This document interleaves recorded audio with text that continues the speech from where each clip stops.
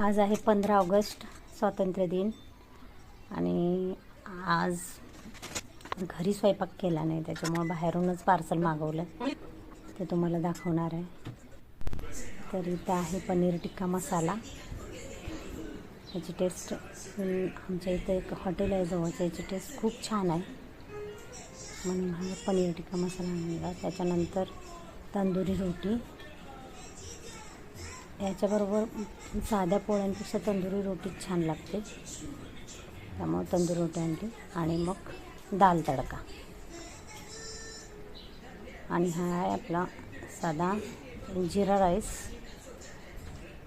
त्याच्यामध्ये कोथिंबीर पण घातलेली आहे.